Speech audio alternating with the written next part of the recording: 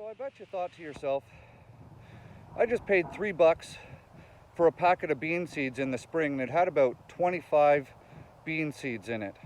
And that's pretty expensive. Yeah, that'll grow me 25 plants, but is there a way that I can maximize that and so I don't have to do this again next year? Oh, there sure is. Check this out. This is my bean patch. You see what we did here? We let the plants die and we left these hanging. Can you guys hear that? They're dry, okay? We've had a lot of rain, so I was a little concerned about them rotting on the plants, okay? But how many bean seeds do you think we are going to pull out of this? So this side here, where I'm at now, look at this, guys. Like, you want to start up your own business selling bean seeds? You could do this in one season. So there's like 100 bean pods here. So this is the green bean side here. Those are Blue Lake bush beans. They're absolutely delicious. And then on this side, with these much larger bean pods, some of these are just monsters. Like, look at this. Look how fat that is. So these are Kentucky yellow, those are Blue Lake pole beans, not bush beans. I may have misspoken. And these are Kentucky Wonder yellow pole beans. So when your plants are done and you're not harvesting them anymore, just leave them on the plants. Let them do this. It's going to die off, right? And then you get all these beautiful bean pods for next year. Hang on, let me put the tripod down and I'll open up one of these. So what I'm going to do is I'm just showing you guys for the sake of showing you here. So look at all those beautiful beans. Those are ripe and ready to plant for next year. You got to dry them out.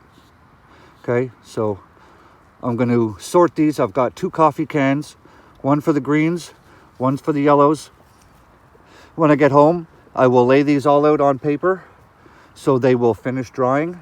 And then I'm just going to rip all these beautiful beans, and then I will have all that plantable for next year. So there's what? 1, 2, 3. There's 6 in here. You get 25 beans in one package, cost you $3. There's 6 in here. And how many bean pods are hanging on this plant? You see what I'm saying? So this is the plan. So we're done harvesting the beans for this season.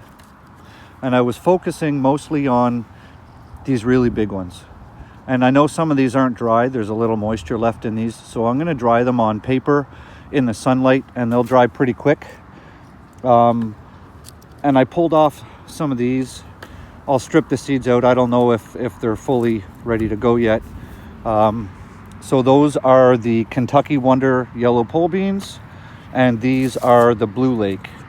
And I was just literally just ripping these off the plants. So some of these definitely aren't going to be fully ready yet. But does it matter? I mean, look at, I've got handfuls and handfuls. So I'll just make sure those are super dry, and then I'll rip all those out. And any of the beans that aren't fully formed, well, they'll just get thrown in the trash. And I'm not too worried about not having enough beans for next year and the next, 200 generations. So that's it for beans. We left a whole bunch on the plants, but it doesn't really matter, Let's see. So we stripped them down pretty good, and we're done with beans for the season. We still have lots of cucamelons on the plants there.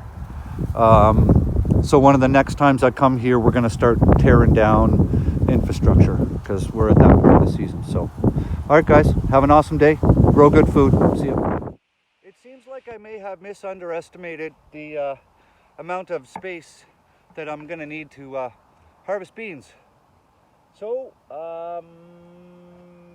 yeah, I'm going to have to start putting all the beans on top of all the other vegetables I've harvested today, because I haven't even picked one little corner and I've already filled this right up to the top.